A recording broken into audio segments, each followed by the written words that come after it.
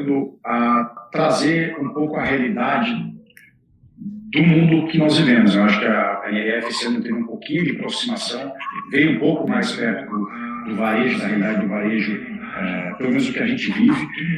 Foi falado muito sobre aceleração digital e não mais transformação digital, porque eu acho que entende-se que a transformação já deve ter acontecido, deveria estar acontecendo, e a aceleração é um fator predominante daqui para frente, né? Porque a questão digital envolve tudo que foi discutido lá dentro, e eu cito aqui 3 pontos que me chamaram mais atenção na NRF, que foi a personalização do atendimento e do produto entregue ao cliente, que é algo que já é relativamente antigo, mas foi trazido de uma forma mais enfática. A questão do retail media, que também é algo que já existe no varejo como um todo, mas foi dado uma roupagem mais tecnológica aí para a coisa, e você trazer essa captação, essa audiência que você tem dentro de loja, nas suas redes sociais ou nas suas mídias de venda digital, e talvez monetizar isso com marcas e outros produtos. E também a parte de inteligência artificial, que foi discutido em 82%, se não me engano, das palestras, de alguma forma tinha alguma coisa relacionada à inteligência artificial, e que desde o advento ali do ChatGPT entrou na nossa vida, mas não era tão claro, eu acho, do público geral, de que forma que isso pode ser aplicado na prática. E eu acredito que lá dentro da NRF foi discutido algumas coisas que deixam um pouquinho mais palpável, né, aplicações, aplicativos e mecânicas que a gente consiga trabalhar de forma melhor a inteligência artificial no dia a dia. Vocês têm algum tema que vocês imaginam que se destacou além desses 3 que para mim foram mais relevantes? De forma melhor a inteligência artificial no dia a dia. Posso dar um ponto aqui? Eu concordo, acho que eu ouvi bastante falar sobre esse sistema. A inteligência artificial acho que já era algo que a gente esperaria realmente ver muito por lá, como na maioria das palestras, né? Só um parênteses de inteligência artificial, o que eu tenho aqui para nós, que a gente tem discutido sobre isso, para mim teve 2 fases assim, de inteligência artificial, igual aconteceu com a internet, né? A gente teve um momento com a internet que ela era disponível apenas para as empresas e as pessoas elas tinham menos acesso à criação de conteúdo, a fazer qualquer tipo de interação nas páginas. A partir do momento que democratizou o acesso, a gente conseguiu todo mundo ser criador de conteúdo, mudou totalmente a maneira como a gente interagia com as coisas. Eu acho que de inteligência artificial, o principal ponto que eu entendi e que a gente vem olhando é o acesso que agora a gente consegue ter com aplicações mais simples, mais baratas, e a possibilidade de a gente ter aplicações muito mais rápidas, né?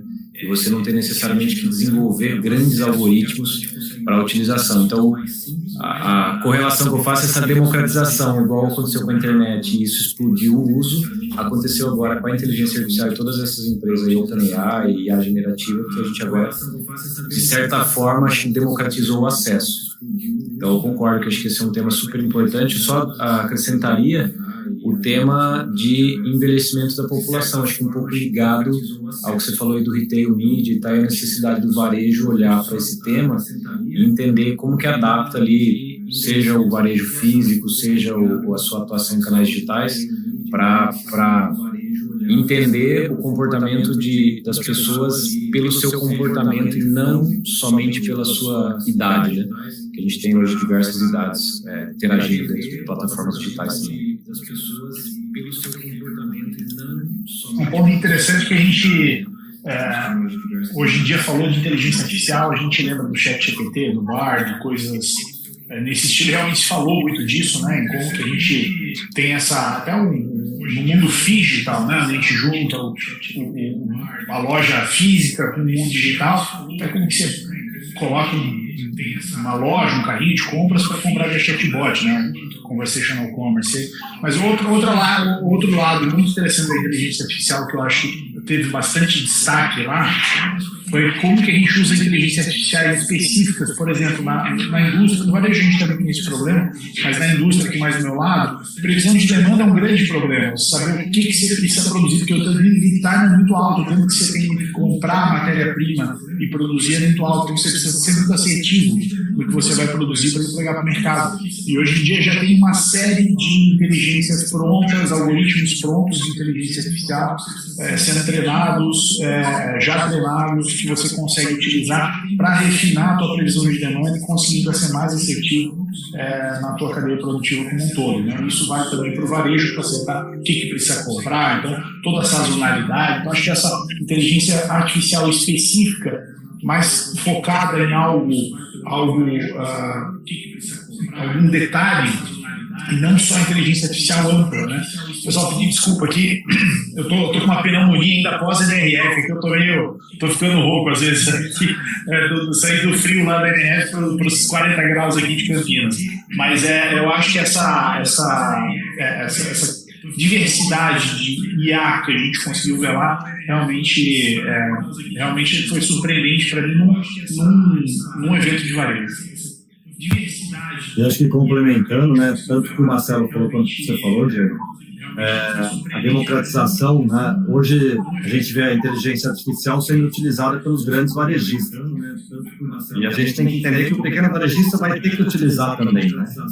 E acho que existe um pouco essa barreira, né? É muito difícil, não é para mim.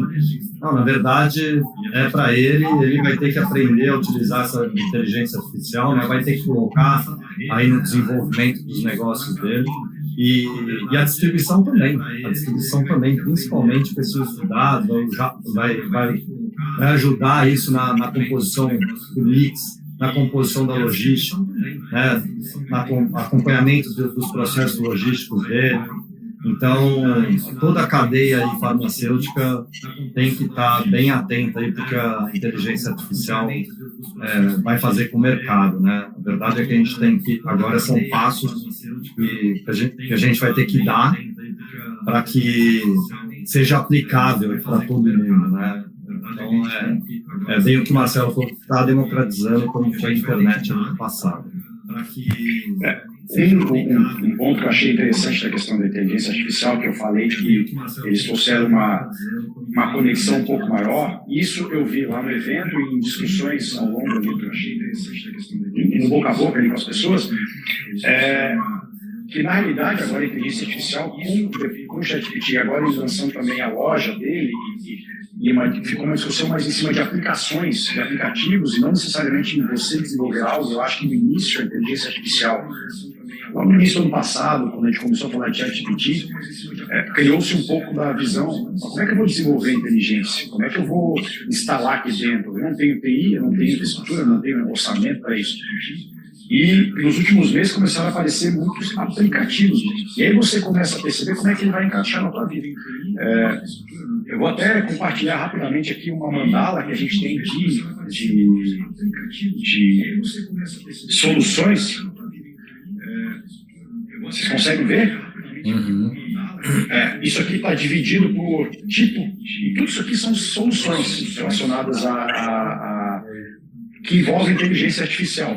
Até depois eu vou deixar aqui compartilhado na descrição do vídeo para que seja baixado essa mandala, e cada uma dessas soluções aí engloba algum tipo de direcionamento dentro daquilo que você pode usar no seu dia a dia na empresa. A gente aqui internamente utiliza duas ferramentas simples, que são uma para fazer gravação de reuniões, depois o sistema faz uma ata, bem simples, bem objetivo, mas que de uma certa forma ajuda, otimiza o processo, e ele, dentro do possível, ele é bem interessante, assim, ele realmente faz a coisa direito.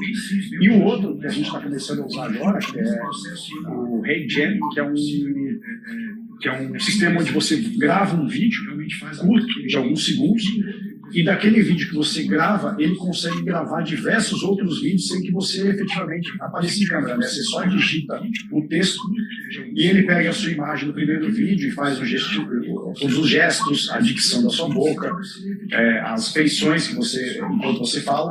Além disso, ele grava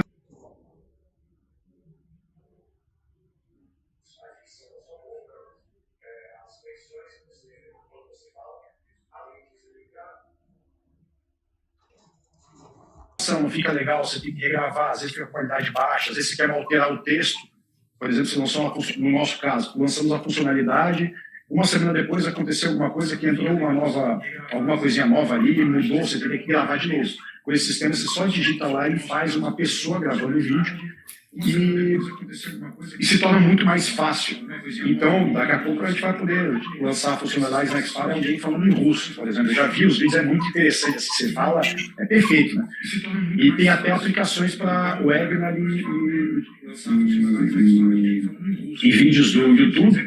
Então, por exemplo, esse papo que a gente está tendo aqui, alguém poderia estar vendo lá na Espanha e estaria ouvindo as nossas vozes em espanhol, em tempo real, como se a gente estivesse falando espanhol para aquele público direcionado. Esse aplicativo faz isso, é relativamente barato. Então, esse é um ponto que chamou atenção, eu achei legal. A inteligência de uma forma aplicada na prática através de aplicativos. Não necessariamente você tendo que investir um caminhão de dinheiro ou tendo que pensar como fazer. Isso é uma das coisas mais interessantes que eu vi lá dentro. E para a gente, e acredito para vocês, eu até ia questionar se de alguma forma vocês já utilizam dentro aí das empresas alguma coisa que envolve inteligência ou se existe um plano ou algum direcionamento que faça sentido no curto prazo. Legal, posso puxar aqui. Eu acho que tem, do que eu vi lá, não sei o que vocês viram, mas assim, do que eu vi realmente, como o Diogo comentou, a maior parte das soluções de inteligência artificial que eu vi, elas ainda estão, acho que se a gente separar entre assim, realidade e tendência, eu diria que minha leitura é que realidade é inteligência artificial para produtividade, ganho de produtividade, ganho de eficiência operacional, ganho de eficácia, assertividade, previsão de demanda, por exemplo, varejo, um negócio que a gente está olhando com inteligência artificial é super mega importante, a gente tem uma iniciativa aberta, estamos tentando entender como é que a gente aplica. Então, acho que esse é um ponto, e como tendência, talvez algo mais relacional ali com o consumidor, que aí realmente eu não vi muitos grandes cases efetivos, assim. Tem muitas iniciativas, mas operando com realmente, não sei se vocês viram, realmente de forma eficaz e performando e vendendo e conversando de forma direta com o consumidor, aí eu não vi nada, mas produtividade eu vi bastante coisa. Internamente aqui, a gente ainda não tem direcionamento de equipe interna, né, de usar a produtividade para ganhar, mas a gente tem muitas e muitas áreas de forma autônoma aqui, de acordo com a liderança, o gestor já está utilizando para muita coisa. Dentro da área de desenvolvimento, a gente já usa para a construção de scripts, para a construção de códigos, para várias coisas. E temos também uma frente aberta para a gente começar uma área de inteligência artificial. Isso a gente provavelmente começa nesse ano, focada em olhar para todos os nossos processos internos e entender como é que a gente gera maior aproveitamento, mas de uma forma realmente estruturada, com alguém pensando só nisso. Isso a gente provavelmente até junho a gente começa a iniciativa. E um ponto só interessante que eu ouvi lá também, que fala com inteligência artificial, mas pensando no varejo, de certa forma, gera uma oportunidade, porque a gente viveu uma onda onde todo mundo tinha que ir para o digital, falava só disso, né, NRF e outros eventos que a gente viu antes. Depois começou aquela coisa do integrado, mas tem que ser digital, tem que ser físico, digital, aqueles monte de buzzwords que a gente via. E uma coisa que eu vi lá que eu achei interessante, que com a aplicação da inteligência artificial em excessivo, onde você começa com o passar do tempo a não saber exatamente mais o que é escrito, o que é inteligência e ter que conviver com isso, você volta a ter uma oportunidade no varejo físico das pessoas saber que aquilo é real. Então eles falaram um pouco sobre isso lá em palestras, sobre a oportunidade do varejo físico aproveitar o momento de maior conexão com o consumidor, porque você começa a viver na internet numa bolha onde você não sabe mais o que é. Será que essa cor é real, foi criada? Será que esse texto é real, foi criado? Então, ou seja, começa a gerar uma oportunidade de retorno para o varejo físico para a gente ter aquela experiência e saber que aquilo é real, aquilo é o que eu estou vendo, pegando. Então, você tem esse mix aí que, de certa forma, eu acho que acaba sendo uma oportunidade a médio prazo. Marcelo, complementando, né, eu acho que o varejo digital, a gente ouviu isso lá, o varejo digital ele é funcional e transacional, né? Acho que chegou nesse ponto. E o varejo físico, ele é o emocional. E agora acho que o varejo precisa trabalhar isso, né?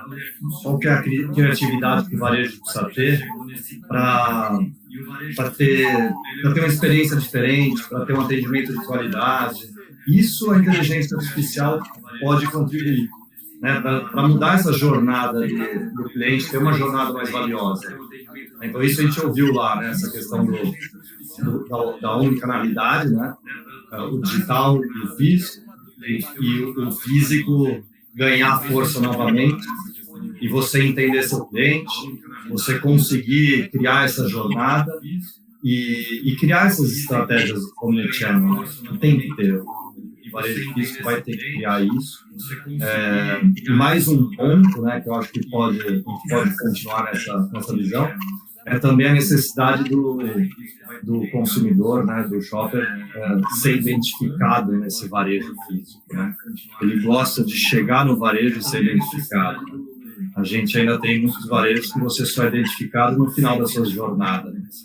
E por que não ser identificado no início da jornada? E aí sim a gente viu um negócio muito legal lá, não está aplicado ainda, não está sendo comercializado, mas é um aplicativo pessoal, né? Você entra no programa de benefício da loja e passa a sua câmera na frente da gôndola e ele vai mostrando, de acordo com o produto, o que tem de promoção para você. Então você passa num produto que você nunca comprou, por exemplo, está lá, leve 3, pague 2, 50% de desconto no outro, preço especial para você. Quem está do seu lado comprando não vai ter essa promoção, né? Então é a personalização da promoção através dessa inteligência artificial, desse aplicativo aí, que eu achei bem bacana. Isso aí foi bem interessante ter visto isso lá. E vi isso aí no cupomzinho da farmácia, né, Vinícius? Sai na realidade aumentada do celular, né? Muito interessante. E ainda saca, bota a corzinha por cima. Essa solução realmente ela foi muito legal. Puxando o gancho que você estava falando, né, da inteligência artificial para essa jornada do cliente, depois eu falo o que a gente está usando aqui diário, aqui dentro do Grupo NC, da NS. Eu acho um ponto muito importante a jornada do cliente, a jornada tradicional do cliente na offline e também no online, que replicou offline, sempre foi qual? Eu tenho uma necessidade, eu busco e eu compro. Essa necessidade era gerada pelos marqueteiros, né? Propaganda, novela, no jornal, esse tipo de coisa. Mas eu sempre começava com uma necessidade. Eu acho que eu preciso disso. Hoje em dia, com a inteligência artificial, principalmente a junção da inteligência artificial com as redes sociais, sugestão de conteúdo, essa jornada ela mudou. Essa jornada hoje ela é mais focada em te gerar um interesse. Então você tem um interesse sobre um assunto e não a necessidade de algum produto. Então, por exemplo, você tem interesse de tênis, você começa a acompanhar o TikTok, os Reels lá sobre tênis, e de repente, dentro disso, ele vai começar a te encaixar a raquete nova que o Djokovic usa e tudo mais, e disso ele te joga para uma compra. Então, é uma jornada que o TikTok começou explorando muito bem, mas hoje todas as redes sociais aí já exploram, mas a gente sai aí de uma jornada de necessidade, busca e compra para uma necessidade de interesse, necessidade e compra. Então você até tira a busca do meio. Por quê? Porque já está na tua cara ali o que você quer comprar. Então muda completamente o jogo, né? E é a IA que permite a gente fazer isso daí. Então é um dos assuntos lá que foram discutidos, esse aí, se eu não me engano, foi até na palestra lá na discussão que teve entre o pessoal do Mercado Livre e do GPA, se eu não me engano, eles abordaram esse assunto, que foi super interessante, por sinal. Aqui no Grupo NC hoje, a gente já tem algumas iniciativas de inteligência artificial, voltado mais para consumidor final. A gente tem hoje um site de bula digital, que é o sara.com.br. Então, qualquer caixinha do Grupo NC de remédio que você apontar o QR Code hoje, você vai para uma bula digital que está nessa plataforma Sara. E a gente está desenvolvendo aí dentro do Sara, não está ainda aberto para todo mundo, uma maneira de você consultar, você fazer perguntas à bula. Então é como se fosse quase um bula GPT. Você vai conseguir perguntar para a bula alguma coisa. Como que eu dou essa dipirona para meu filho de 15 meses? Então ele já vai te responder a dose, com a tabelinha, a referência e tudo mais. Então a gente está desenvolvendo isso usando a tecnologia do GPT de LLM. E alguém já está há um tempo desenvolvendo, está bem avançado. A gente está tendo resultados aí muito bons. Outro tema que a gente usou recentemente é para análise de altos volumes de contratos. Então, a gente tinha alguns contratos que a gente precisava analisar os milhares para uma determinada situação. Ou a gente contratava um time de advogados gigantesco para fazer isso, ou a gente usava alguma tecnologia de LLM para nos ajudar, pelo menos, a filtrar, classificar e entender cada um desses contratos, e a gente conseguiu usar isso daí de uma maneira super satisfatória. Além disso, lógico, tem toda a parte de indústria 4.0, a gente vai muito para a parte de fábrica, né? Operação que eu acho que não é tanto tema aqui. Eu acho que falando sobre essa parte de personalização do atendimento do produto e do produto em relação ao cliente,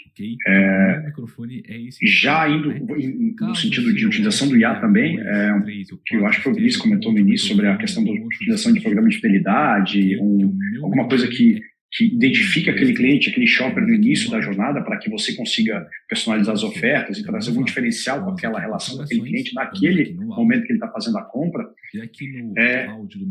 Toda essa parte de inteligência e tudo isso engloba um fator que é predominante, que é ter dados, né? Porque na prática a inteligência artificial nada mais é do que uma base de dados relativamente grande que você entende um comportamento ou algum tipo de informação e gera um output daquilo ali que vai gerar algum benefício, seja ele alguma outra ação, algum outro dado, enfim.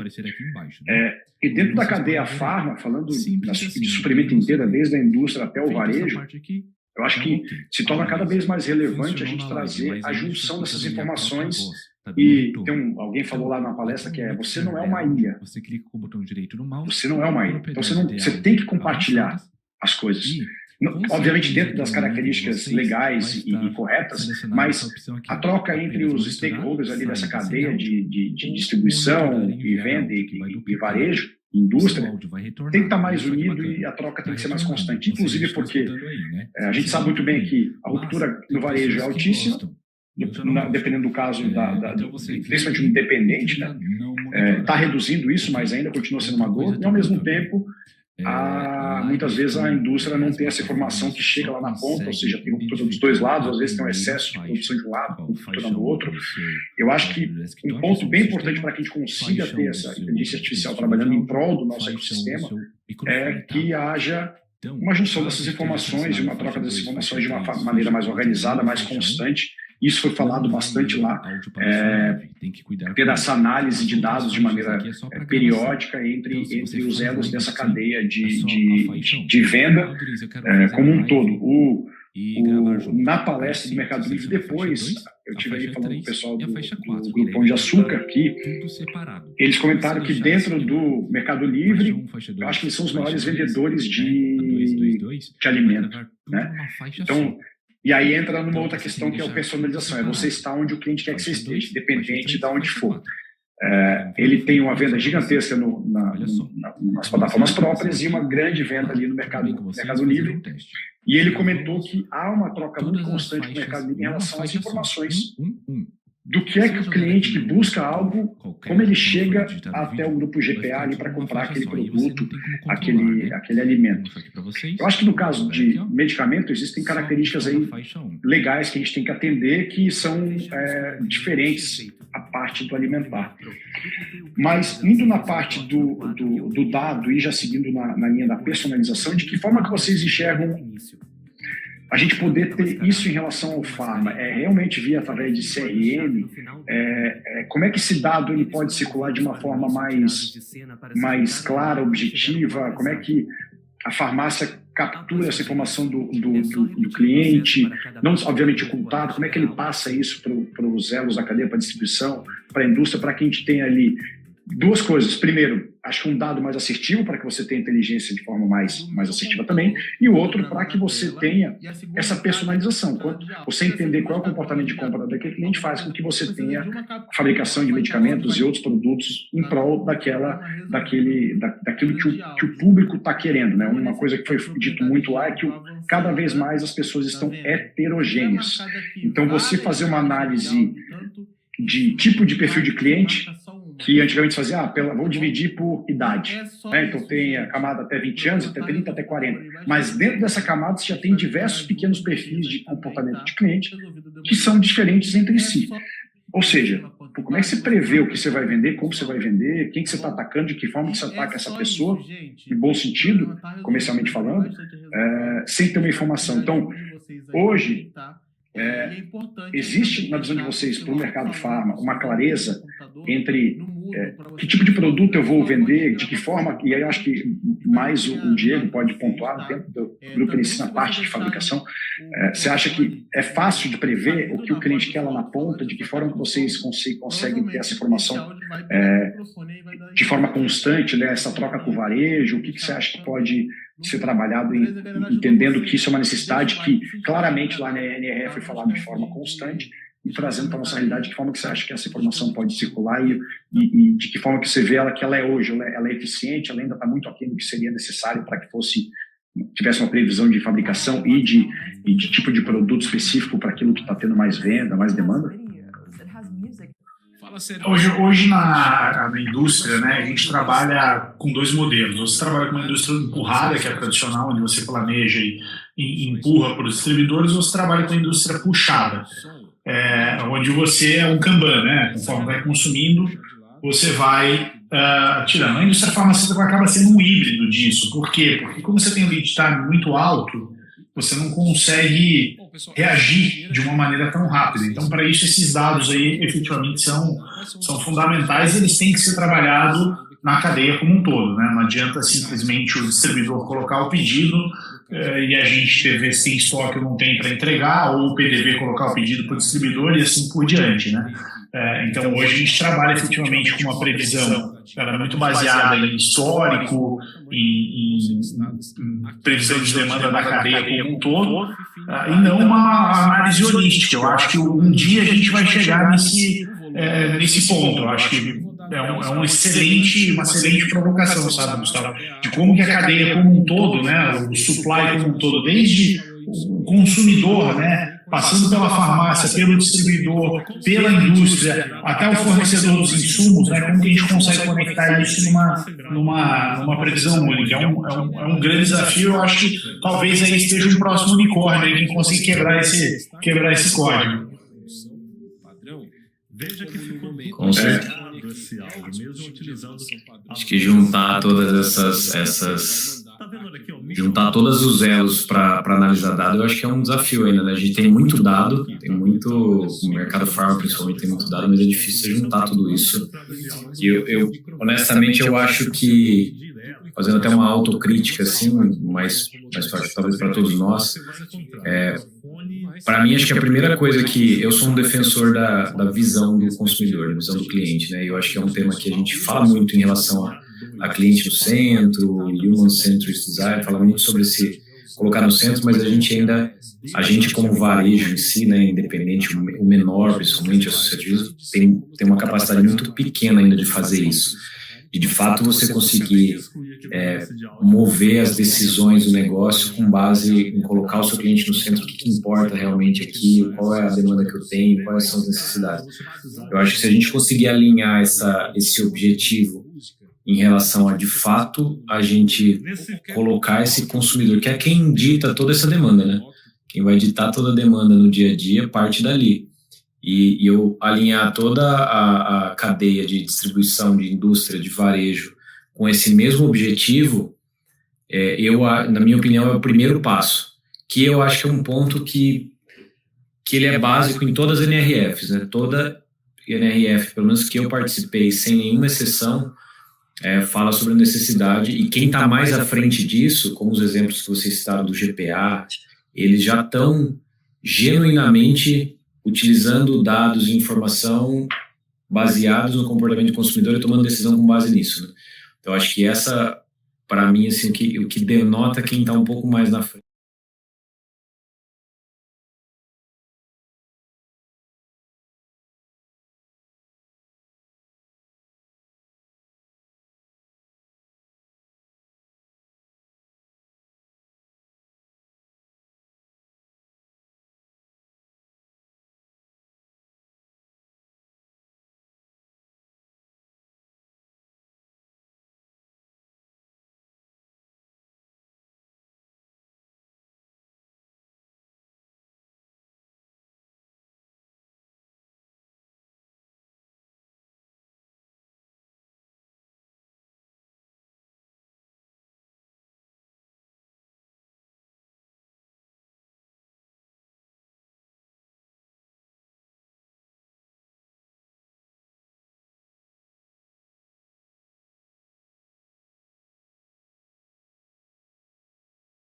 é sempre falado isso, né? E precisa ter uma adaptação do varejo para isso, né? Porque a gente pode falar de experiência do cliente, mas a gente também tem que analisar o comportamento dele dentro do varejo, né? Tem isso também. E isso também gera dado. Então, você tem que ter essas duas análises sempre sendo feitas. Tem um outro ponto que é a fidelização. Então, como ele se comporta, como eu fidelizo, qual a melhor experiência que eu entrego para ele. São pontos que sempre colocam o cliente ali no centro. Né? Então, são importantes, o varejo precisa entender isso. Não é uma fórmula pronta, né? Acho que vocês atuam aí sabem muito bem disso. E é um trabalho aí para um longo futuro. E essa discussão não para aqui. Acredito que no próximo ano a NRF também vai discutir isso. A gente vai discutir isso também agora no Conexão Pharma em março. Né? A gente vai ter aí mais de 3 ou 4 palestras falando desses assuntos, né? De experiência do cliente, comportamento do shopping no ponto de venda, do Pharma, né? Então é importante isso ser abordado no Conexão Pharma e é um desafio, continua sendo um desafio para o varejista, principalmente o independente. Com certeza, ainda mais quando a gente fala do Pharma que vende produtos muitas vezes semelhantes, né? Ou de uma forma, enfim, o tratamento é o mesmo, só muda a marca, e aí a farmácia no caso do varejo especificamente, se destacar, envolve essa questão do foco no cliente, do serviço e tal. Uma questão que é um pouco mais complexa, eu acho, e que tem a ver com isso, é que as grandes marcas cada vez mais trabalham essa questão do foco do cliente com personalização. Então, vão até onde o cliente está para fazer aquilo que ele precisa e o que ele busca.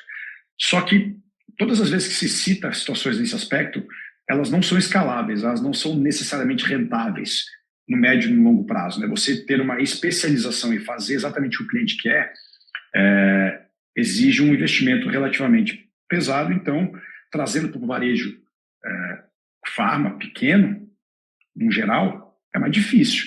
Então, o resultado sempre dessa questão do foco no cliente e da personalização, que seja não de um produto, mas de um atendimento, de você saber quem é o cliente que você está falando, o nome dele, características dele, para que ele se sinta valorizado, na prática, o resultado disso é muito mais foco em marca. Né? Então, essa personalização, esse foco no cliente gera um resultado que, ao invés de venda, é marca. Essa fidelização ao teu negócio em si.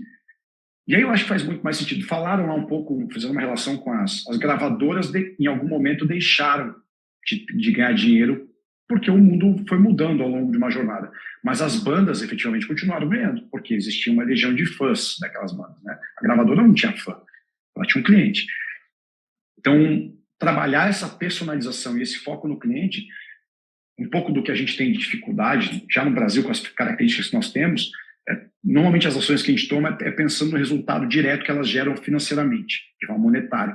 Na prática, o foco no cliente ele envolve um médio e longo prazo. Né? Você vai conscientizando ele de que você é o melhor prestador de serviço para ele naquele aspecto, além de ser um vendedor de produto, de medicamentos, e você vai criando sinergia, empatia, ao ponto de ele sempre lembrar de você e continuar consumindo no teu negócio. Então, acho que a provocação para o varejo é entender que o investimento é muito mais de relacionamento do que efetivamente de retorno financeiro direto. Né? Ele vai voltar de outras formas.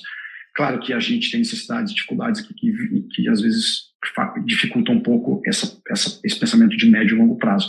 Mas eu acho que fica uma mensagem em relação a isso, é pensar que a relação com o teu cliente ela tem que ser além daquilo que você vende para ele. E o serviço, quando se fala dos serviços farmacêuticos, além daquilo que ele vende com o produto, engloba muito isso, né? A satisfação que o cliente tem perante o teu negócio de forma presencial, que é um dos desafios dos próximos anos, é manter motivos para o shopper continuar acessando o teu ambiente físico e se sentindo próximo ao teu negócio. E fora essa questão da personalização, e aí discutir um ponto que eu acho que era interessante a gente falar, porque esse sim traz dinheiro à mesa, eu acho, que é a parte do retail media. Né? Então, o varejo físico tem uma audiência constante, né? Quantas centenas de milhares de pessoas acessam lojas todos os dias buscando algo, e você tem como impactá-lo direto do ponto de venda e trazer foco a uma marca, um produto. E, em paralelo a isso, as mídias digitais, tanto os aplicativos próprios quanto as redes sociais da marca, do varejo, da empresa em si, tem uma audiência, seja ela limitada ou não em volume, mas que tem pessoas lá buscando algo dentro daquele teu negócio. E como é que você pode trabalhar ali as marcas que são parceiras suas e trazer isso à tona e, de alguma forma, monetizar. O varejo em si, acredito até que o Marcelo pode falar mais das particularidades dos pontos de venda que a Farmarcas atua, de que forma que essa relação, como vocês veem esse impacto do retail media, né, da marca ali na frente do cliente, e se você enxerga isso como algo efetivamente relevante para o longo prazo, quais são as dificuldades que você imagina dentro dessa relação que efetivamente pode gerar dinheiro para o ponto de venda, né, porque é uma parceria ali que gera resultados imediatos na venda do produto. Eu acho que assim, é um tema que eu acho que tem muita gente não, mas tem algumas empresas testando, né? Eu acredito na tendência. O primeiro ponto é esse. Eu acho que sim. Eu acho que, como eu falei no início, né, se a gente tem uma abundância de inteligência artificial que começa a gerar uma descrença em relação ao que é real, o que não é, e aí, paralelo a isso, você tem uma tendência ao ponto de venda físico, né, ele ter maior relevância em relação à realidade. Então, quanto mais eu consigo ter mídia e transitando dentro desse ambiente, eu acho que mais aquilo torna-se real e relevante para as pessoas que estão dentro do ambiente. Então, acho que o ponto é esse. O que eu acho de desafios é que a gente ainda precisa entender muito sobre quem está dentro da loja, sobre informações sobre a minha loja, para que eu possa caminhar no sentido de ter algum tipo de mídia na loja. Eu falei com algumas empresas lá que fazem aquelas testeiras, né, de mídia, que você consegue ali personalizar, colocar vários tipos de... Você coloca um produto na gôndola e você consegue colocar uma propaganda daquele produto embaixo, naquela filipetinha de preço. Então você tem um nível de tecnologia muito alto. O que eu acho? O custo ainda é extremamente caro, né, para você fazer numa loja pequena, e aí dependendo do faturamento dessa loja. Tem um outro desafio que é conteúdo. A gente já fez algumas iniciativas de mídia, e você tem, acho que para embarcar numa solução dessa, você tem que estar muito claro quem é o produtor do conteúdo, quem de fato vai produzir, porque você ter só mesmo conteúdo ali rodando o tempo inteiro, então você tem que ter uma gestão desse conteúdo, entendimento de onde aquilo está exposto, que produto que é, quais são as zonas quentes da sua loja. Eu acho que eu vejo que ainda falta uma maturidade em relação à análise do dado da loja, do comportamento em si, para você conseguir entender como é que você gerencia isso. Tem que ter uma gestão muito efetiva para que isso seja eficiente. Mas, honestamente, assim, como tendência, a gente vai olhar. Isso é um tema que a gente trouxe de lá e conversei com 2 empresas lá sobre, vi preço até para entender como é que isso poderia ser aplicável, e com certeza a gente vai olhar. Legal. Acho que foi falado na palestra do Mercado Livre que até 2025, 70% das mídias, do investimento em mídia seria de forma digital, né? E que 25% disso, aí falando em canais digitais, seria em retail media. Então, acho que através de aplicativos, né, eventualmente, acho que televisão, não sei se eles englobam isso, mas televisões dentro da loja, com displays, enfim, você maximizar as receitas que você consegue ter dentro de algo que, a princípio, você não dava valor monetário, que é a circulação de clientes dentro do teu ambiente, né? Seja ele físico, seja ele digital. Eu acho que para isso entra no ponto que a gente falou anteriormente, né? Queria aprender vocês sobre, mas precisa do dado, porque você vai conseguir monetizar quando você entregar algum resultado para o cliente, no caso a indústria, ou enfim, o parceiro que comprar essa mídia de forma clara, né? Você botou aqui, essa exposição aqui gerou X% a mais de venda no produto tal, da marca tal. E aí eu não sei se efetivamente se o varejo, da forma como a gente conhece ele hoje, acho que é um pouco do desafio que você falou ali, né? Está preparado para entregar também essa informação e poder monetizar de forma qualificada. Eu vi um case lá, eu não me lembro a indústria, não lembro quem que era exatamente a indústria, não, o varejo, onde eles já estavam num nível onde ele conseguia entender o público por horário, por perfil ali que estava dentro da loja, e conseguia personalizar determinadas mídias. O que eu acho que se entendeu com isso é que, assim, você tem um público extremamente nichado dentro do varejo, né? Falando do varejo farmacêutico, você tem um cara que entrou lá para aquele objetivo, para aquela finalidade, está numa sessão específica para aquela finalidade, coisa que você não tem nas outras mídias, né? Você tem uma personalização, você tem um canal, você consegue chegar no público e tudo mais, mas você não tem absoluta certeza da intenção que aquele cara está dentro de uma mídia digital. Quando o cara está dentro de falando da farmácia em si, você sabe exatamente por que ele está ali, né? Então, eu acho que a efetividade em si, a influência que a mídia pode ter na conversão ali, ele é uma oportunidade gigantesca realmente. Agora, até a gente conseguir aplicar isso, fazer gestão de conteúdo disso, fazer gestão dessas mídias de forma eficiente, mostrar o que realmente é relevante e transformar isso, olhar assim, como que eu aumentei o ticket desse consumidor com essa mídia, eu acho que aí tem uns passos, aí tem um desafio para que ela não seja só ilustrativa, né? Ela não seja só uma loja bonita, ilustrada. Eu vi um pessoal exibindo uma solução bem interessante, que era um painel de LED para retail mídia física, e ele reconhecia, você chegava na frente, se ele reconhecesse você, ele direcionava uma mídia especificamente para você, para aquela pessoa, para o Diego ali na frente. Se ele não reconhecesse, ele identificava pelo menos a tua idade, teu sexo, e se o teu mood, né, se você estava sorrindo e tal, e com isso ele conseguia também direcionar a mídia, ele fazendo isso tudo por câmera no próprio painel ali, lógico, era uma demonstração, mas eles comentaram que podia ser por câmeras instaladas na loja e tudo mais, então fazer parece Minority Report, né, quando você vê isso, né, cara, então realmente é algo bem diferente. Agora, quando a gente fala já do Retail Media Online, um dado bem interessante que o Mercado Livre compartilhou lá é que hoje a maior parte das buscas do Mercado Livre, e eu recentemente tive um contato com o pessoal do iFood Pharma também, eles me trouxeram algo parecido, a maior parte das buscas elas não contém a marca, contém só o produto que você está fazendo a busca. Então isso é um espaço gigantesco para a Retail Media das marcas. Então o próprio iFood hoje ele faz parcerias do tipo onde você consegue dar destaque para uma marca sua na hora que, por exemplo, pesquisou um refrigerante, o primeiro que vai aparecer é Coca-Cola, por exemplo, dando um exemplo, que eu não sei nem se eles têm essa parceria. E o Mercado Livre é a mesma coisa, então isso abre um espaço gigantesco para os varejistas online conseguirem explorar aí o Retail Media.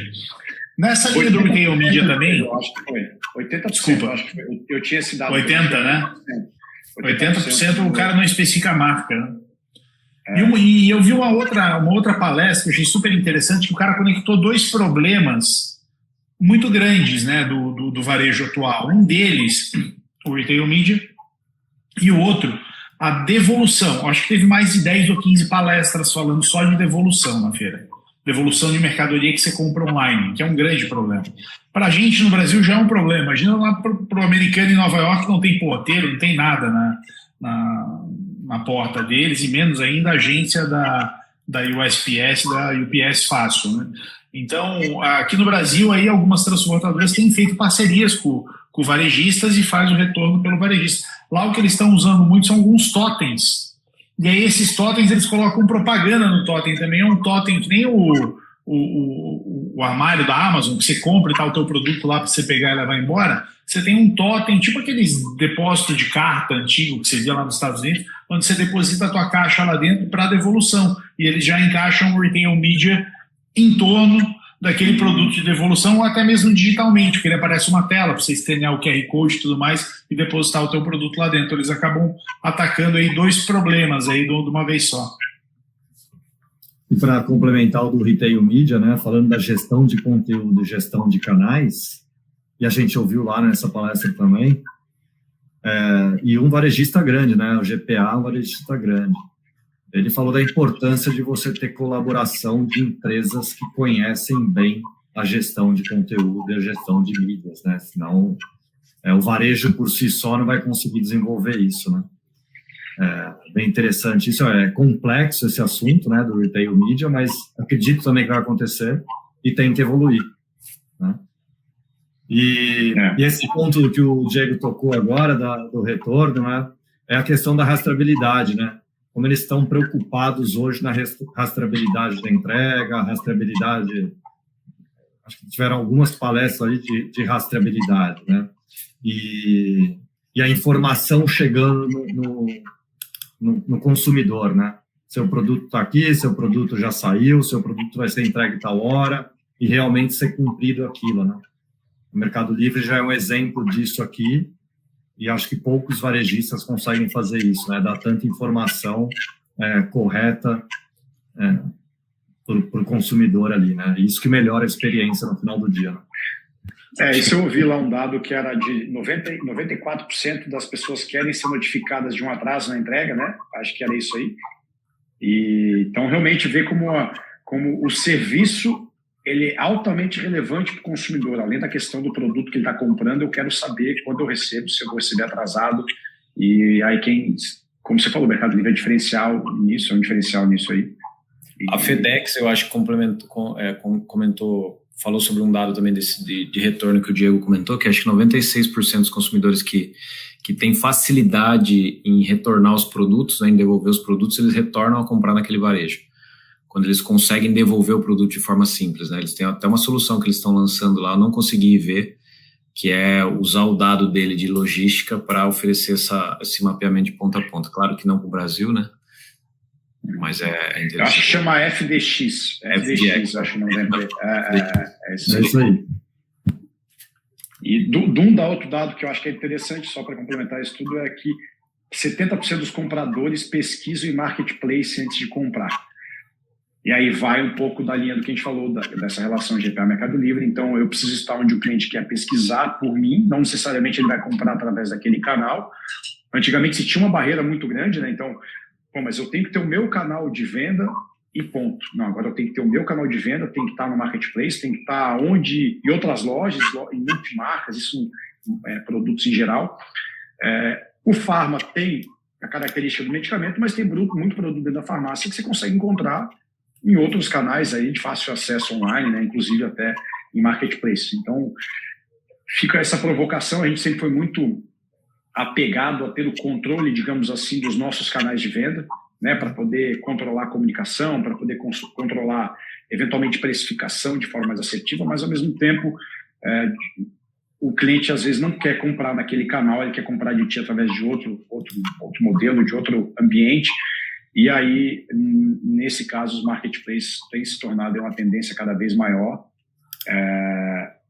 porque fica mais fácil para o consumidor. Isso é algo que foi discutido, que a gente já falava aqui no Next faz um tempo. Muitas vezes a gente quer desenvolver aquilo que a gente acha que é bom para o nosso cliente, ao invés de desenvolver aquilo que o cliente acha que é bom para ele.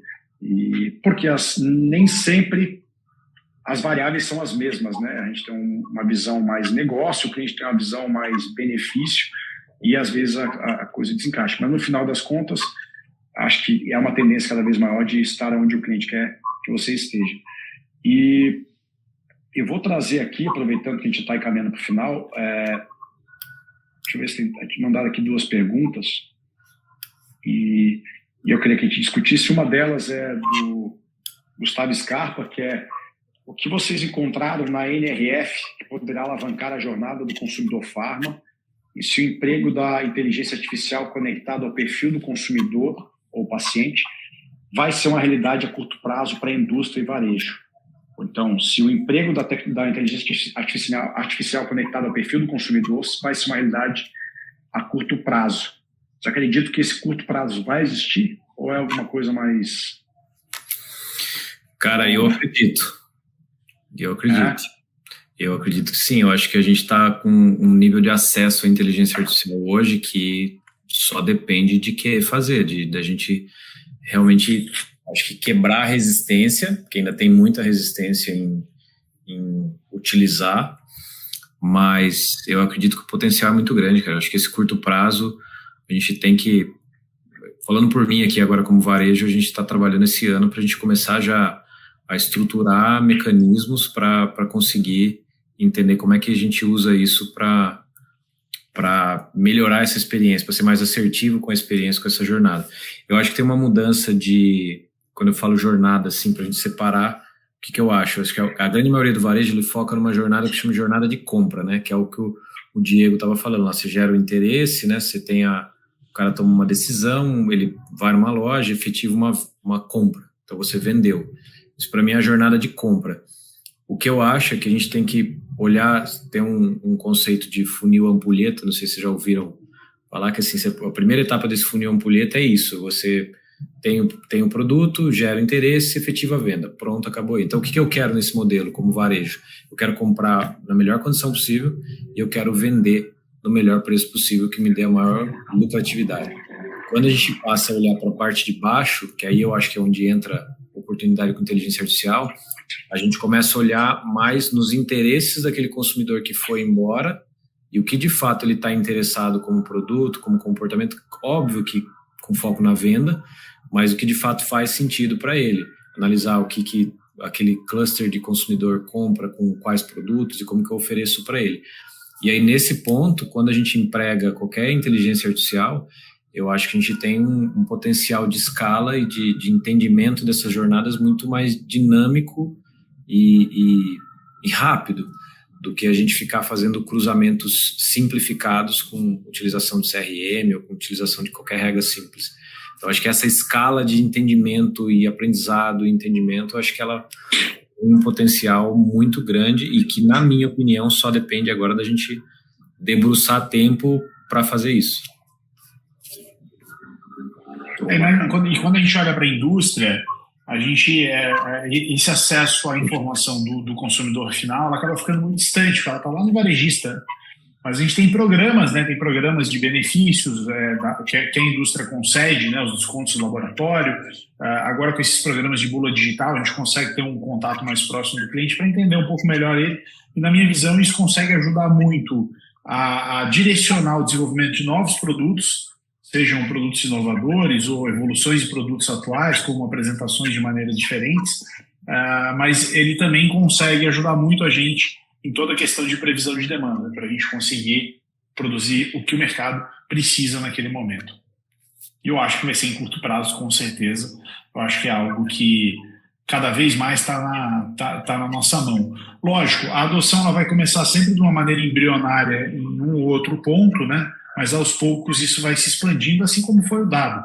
Eu acho que da mesma maneira que para usar dados você precisa ter uma cultura de dados dentro da empresa, não é ter um departamento de dados, é uma cultura. Todo mundo tem que saber usar. Eu lembro muito antigamente, todo departamento tinha o moleque do Excel, né? Quando eu entrei no mercado de trabalho há 20 anos atrás, tinha lá o molequinho do Excel do departamento que era o planilheiro. Hoje em dia, cara, todo mundo sabe usar Excel. Você não tem mais um planilheiro na maior parte dos cenários. Dados eu vejo que está cada vez se tornando mais isso. Self-service BI, todo mundo sabendo montar os seus painéis, seus dashboards, seus analytics. E a IA vai ser a mesma coisa. Vai começar com alguns silos e aos poucos isso vai se expandindo até que todo mundo vai saber utilizar de uma maneira ampla dentro das companhias. Legal. Eu acho que nessa parte de IA, falando de varejo, existe uma demanda cada vez maior, porque o consumidor do varejo ele é muito mais crítico, ele é muito mais rápido pelas evoluções, ele demanda muito mais, né? E naturalmente isso chega também para a parte do atacado, e essa informação tem que circular de forma melhor, a gente precisa estar mais conectado, existe uma necessidade de investimento até certo ponto. Antes via-se tecnologia muito como custo, e hoje entende-se que tecnologia é necessário, é investimento, porque você não está falando para a realidade de hoje. O investimento que você faz em tecnologia hoje vai resultar em resultados maiores no futuro. E hoje, tudo que a gente debateu aqui dentro envolve, de alguma certa forma, dado, informação, e isso você tem que ter uma infraestrutura e, como o Diego falou, a cultura das pessoas entender para que serve um dado, como é que eu utilizo, como é que eu armazeno, como é que eu direciono ele dentro de casa. E tem aqui mais uma pergunta, que é dessas que a gente conversou, do Eduardo, a pergunta: qual é a tendência que eu devo priorizar primeiro? Obviamente, né, priorizar para aplicar no meu negócio. Qual tendência eu devo priorizar para aplicar no meu negócio dessas que a gente conversou? É uma pergunta mais complexa essa, eu acho. Eu tenho uma opinião. Eu acho que do que a gente viu lá, eu acho que assim, conheça seu cliente. Acho que esse eu acho que é o principal, assim, falando de varejo, né? Não sei se o Eduardo é de varejo ou não, mas conheça o cliente, conheça quem está entrando na sua loja, conheça o que faz o seu cliente voltar para a sua loja, saiba por que ele compra uma vez, ele vem mais uma vez, ele não volta nunca mais, ou ele não volta nunca mais. Então, acho que conhecer, eu acredito muito que, assim, para o varejo farmacêutico, o processo de melhoria de experiência, o processo de incremento de venda, o processo upsell, cross-sell, quer que a gente fale, ele começa no balcão, ele começa dentro da loja ali, porque pela particularidade do nosso negócio, né? Nosso negócio, ele está muito... A demanda, ela é gerada no médico, a demanda, ela é gerada pela indústria, então você já tem uma necessidade da compra diferente. O motivo pelo qual o cara entra na minha farmácia não é muito diferente pelo qual ele entra na farmácia do lado, né? Porque, como você falou no início, ele falou assim, é um remédio, ele tem nos dois lugares. Então, por que o seu cliente volta na sua farmácia? Né? Por que ele não troca a sua farmácia? Então, acho que conhecer o cliente, saber como que está a jornada dele dentro do seu negócio, antes de qualquer outra implementação, para mim, é o principal ponto. E usando até o slogan da NRF, né, Marcelo? Faça valer a pena. Né, que foi o slogan desse ano, então faça valer a pena o seu cliente estar lá dentro da sua loja, né? Faça valer a pena o seu negócio. Acho que é um pouco disso aí, essa experiência do cliente como foco do negócio que a gente tanto falou aqui hoje. Teve uma palestra que foi super interessante, foi do Walmart, e eles compararam algumas tendências de recompra que faziam, e coisas que faziam o cliente recomprar desde 2019, ou seja, pegando toda a pandemia, né, toda essa etapa de pandemia. Então, antes, a gente via que uma coisa que era muito importante para o cliente, numa loja, era a velocidade de conveniência. Isso hoje não é um dos itens que mais caiu como tendências do cara voltar a comprar, a velocidade de conveniência dentro de uma loja. Me surpreendeu esse dado.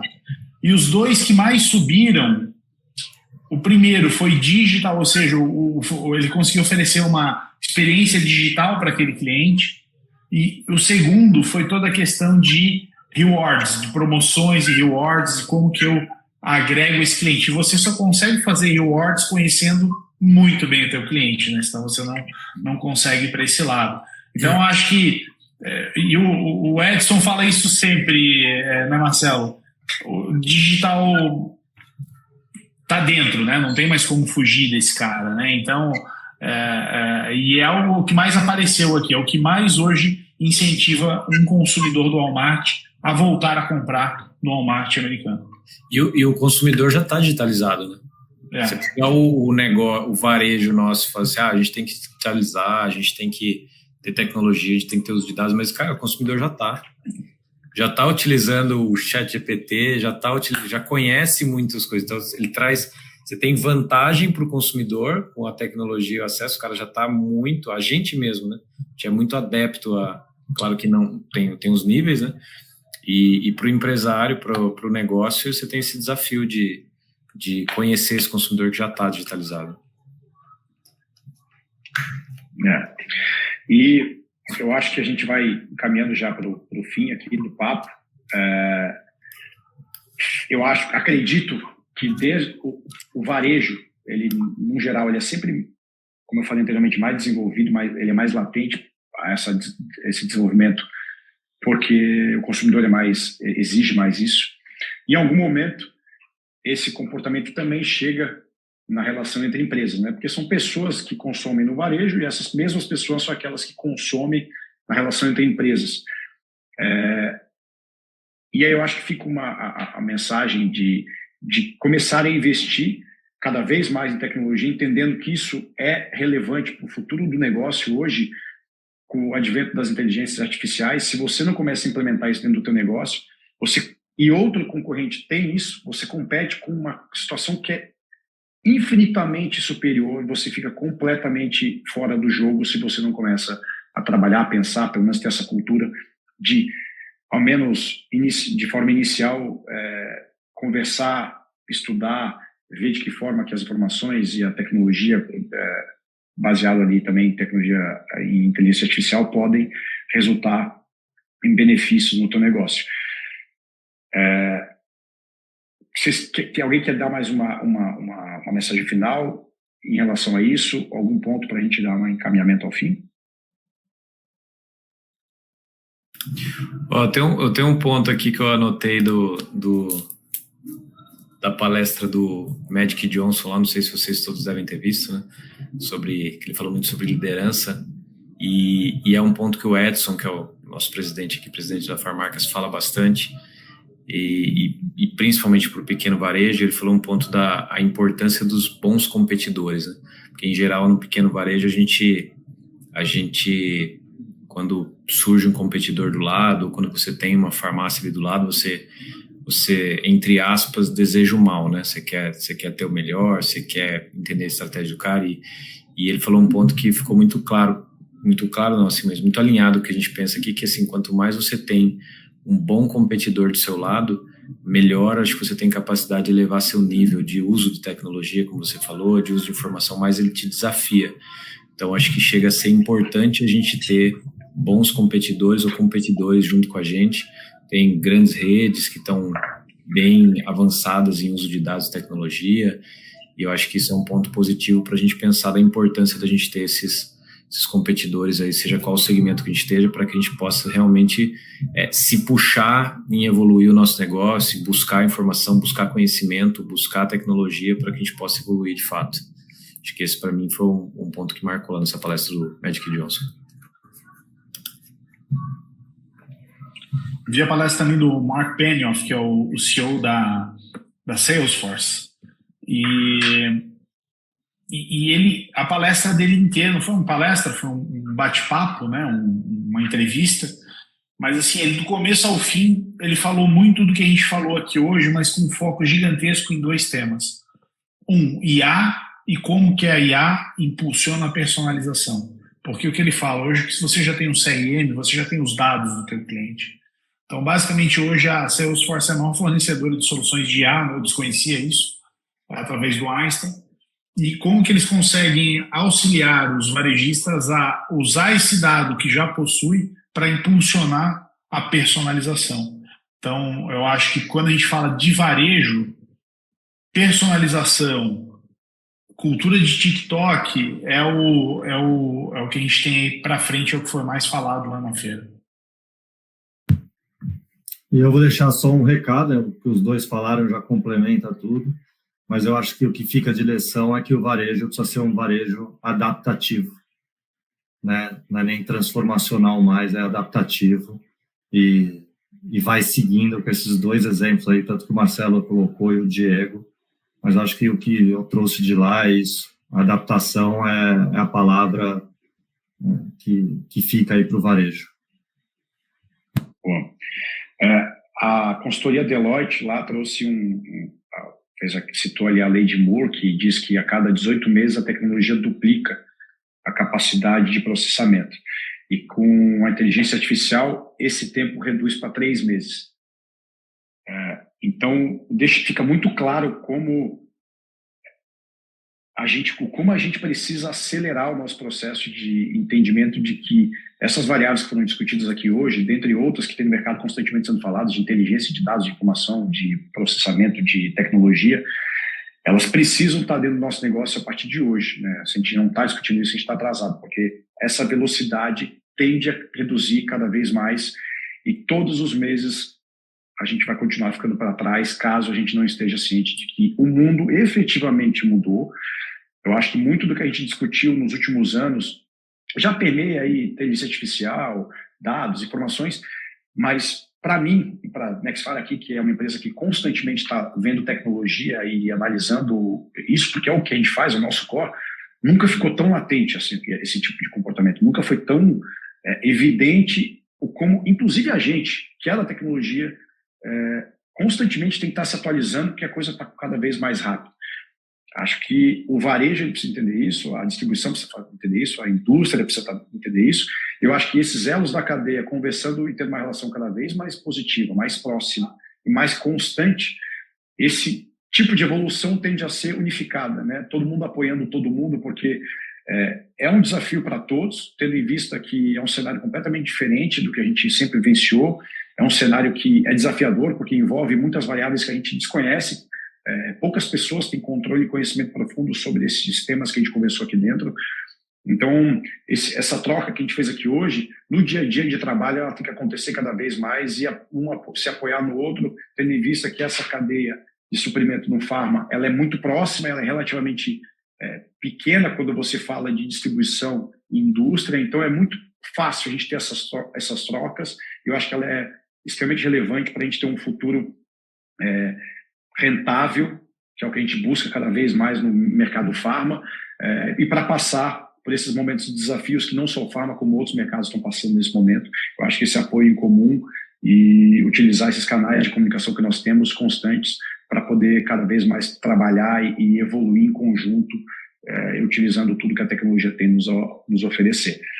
Beleza, gente? Eu queria pedir para vocês deixarem algum contato, depois a gente pode deixar, ou caso vocês queiram, né, algum LinkedIn, algum tipo de canal de comunicação, depois a gente vai deixar na descrição ali do vídeo para que as pessoas possam encontrar vocês. A gente vai continuar divulgando esse vídeo, com certeza vai ter audiências maiores depois de forma não ao vivo, e acho que é importante a gente ter esses canais de abertura para a gente fazer essa troca fora do webinar depois. Tá bom. Vou deixar aqui, então, tanto o meu contato, mas eu quero dar um recado, né? Quero convidar todos vocês para participarem da Bradilan Conexão Farma, agora dia 12, 13 e 14 de março. O grande público é o varejista farmacêutico, vamos ter mais de 44 horas de conteúdo lá, vamos falar muita coisa do que foi falado na NRF, vai ser falado lá também, mas diversos assuntos, experiência do consumidor, tributação, operação de loja, enfim, uma infinidade de assuntos. Vamos ter a palestra do Edson Tamassia, presidente da Febrafar, no dia 14, né? Então, quero convidar todo mundo, as inscrições já estão abertas, abradilan.com.br, você faça a sua inscrição lá. E meu contato, @Vinícius Dallovo, tanto no Instagram quanto no LinkedIn, e fico à disposição de vocês aí. Agradeço mais uma vez aí pelo convite, Nexfar, Gustavo, Marcelo e Diego, obrigado por esse momento tão agradável aqui, de boas discussões. Show. Bom, primeiro, obrigado aí pelo convite, Gustavo, Vinícius, Diegão aí pela participação e pelas trocas aqui e lá, né, que a gente teve. E meus contatos aí Marcelo Dantas, acho que tanto o Instagram quanto o LinkedIn, ambos estão com esse nome aí. Tá bom? Obrigado mais uma vez, espero que vocês tenham aproveitado de alguma maneira, possa ter gerado algum insight aí para colocar na prática no dia a dia. Muito obrigado aí também, convite aí, Gustavo, Vinícius, super agradeço. Eu não vou arriscar soletrar meu sobrenome aqui para todo mundo, é Diego Neufert, mas vai estar escrito aí na descrição do vídeo, aí vocês conseguem me achar aí tanto no LinkedIn como também em outras redes aí, pessoal. Valeu, muito obrigado, hein? Valeu, gente. Obrigado pela participação de todos, acho que foi muito produtiva. A gente vai tentar fazer cada vez mais papos nesse aspecto, trazer temas aí que sejam relevantes e em alta, para a gente contribuir de alguma forma também com o varejo. E os meus contatos Gustavo Césaro, vai estar também na descrição do vídeo. Essa live aqui vai ficar disponível no YouTube muito em breve. E a gente viu que tem bastante comentário e algumas perguntas que acabaram não sendo respondidas. Então, caso quem tiver nos comentários e acabou não tendo a sua pergunta respondida, entre em contato direto com a pessoa que você quer a resposta, né, através desses contatos que vão ficar na descrição do vídeo. E com certeza todo mundo aqui vai ter o maior prazer de colaborar e apoiar de alguma forma essas dúvidas. Tá bom? Obrigado, gente. Boa noite. Obrigado pela participação de todo mundo, quem participou do chat. Até mais.